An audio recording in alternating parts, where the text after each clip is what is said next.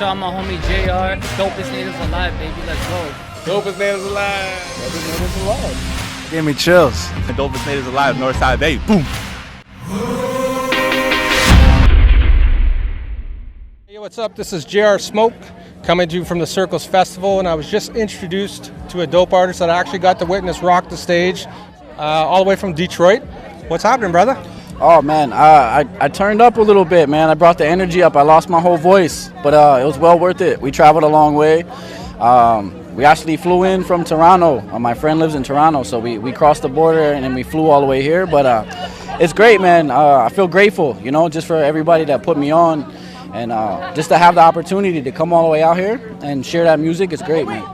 That's dope. And it's your first time out here on the coast in Vancouver? Yeah, definitely. I've been to the Pacific Northwest before, but over in the States. So like to be over here in Vancouver, man, it's great.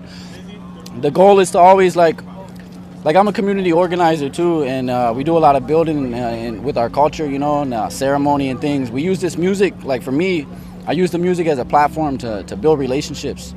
I think we all need each other from each side of Turtle Island, man, and this music is great because this is what it does. It brings people together, and anywhere I've ever traveled has been because of music. So I'm really blessed in that way, Dope. And then, so how do we find you online? Like, what is your socials are? Yeah, so Instagram is Soufy313, SOUFY313. That's really what I got right now. I just work off Instagram. And if you look me up Spotify, music will pop up for sure. Yeah. Dope. So do you have any collaborations or any plans to collab with any of the other artists on the bill tonight? Yeah, actually, me and Dreezus are working on a song, supposed to come out soon. I collab a lot with my friend Stuart James from Spirit Lake, North Dakota. Incredible artist. Please look him up.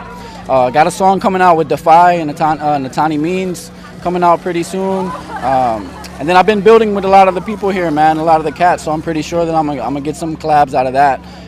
Really excited for the song me and Drees got coming. It's more of like an anthem type. So once I get them on there, it's gonna be nuts, man.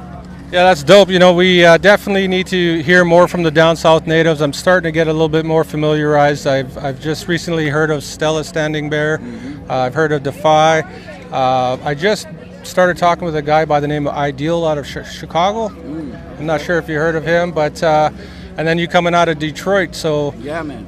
Is it anything like, if we're on the West Coast, we're looking at you from afar, is it anything like it's portrayed on TV to us, like the 8 Mile and all that kind of stuff? Yeah, so, Detroit, a lot of people are going to tell you, like, it's being rebuilt and stuff, and it is, but a lot of that comes with rebuilding the downtown areas. There's a lot of gentrification going on, but as far as the culture, as far as, people tapping into where they're from, the culture in Detroit is great. The music culture, it's a lot of Anishinaabe people in Detroit, right in the city. We have 12 tribes in Michigan.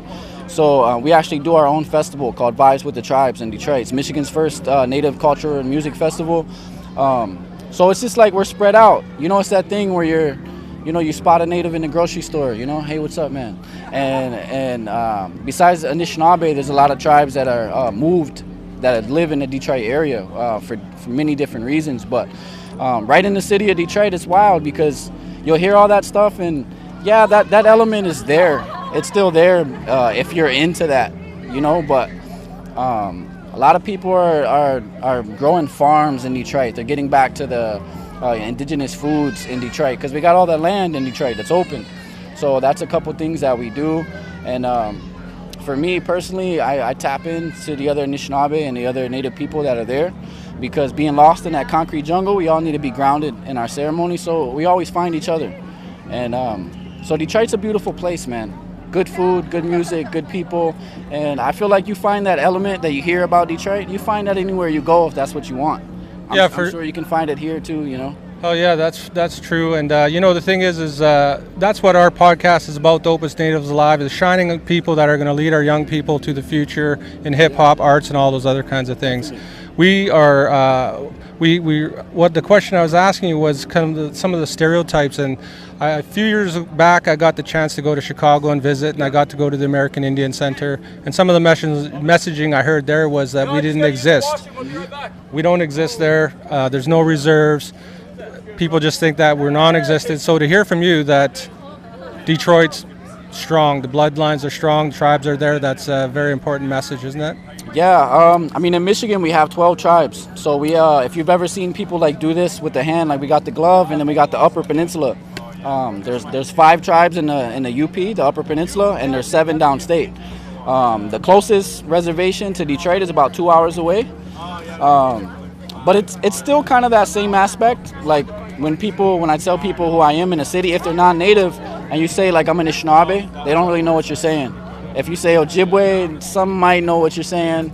You kind of got to break it down in terms that we don't identify in. Like I'm Chippewa, I'm Native American, man, and then they kind of get it.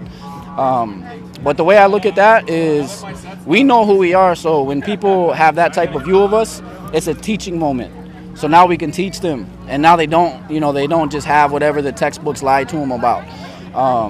That's why I encourage people to ask questions respectfully, because if non-native people keep carrying on with the image they have of us, Miigwech, thank you.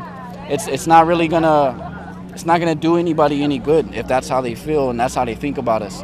So for me, it's kind of up to us a little bit, if people ask in a respectful way, to educate them a little bit, because we got to kill that old stuff too, of we don't exist. We're artists, we're graphic designers, clothing designers, we own festivals. It's a beautiful thing. But yeah, we still get that a little bit in Detroit, man. But that's why we all connect with each other. All right, well, you know what? I want to just welcome you here to the West Coast, Coast Salish territories, and, welcome you to Dopest Natives Alive. And make sure that you guys stay tuned. Check him out online. Support his music, support his movement. Definitely one of the dopest natives alive in supporting our young people, organizing for the community, and keeping the movement going. Nah, we're good.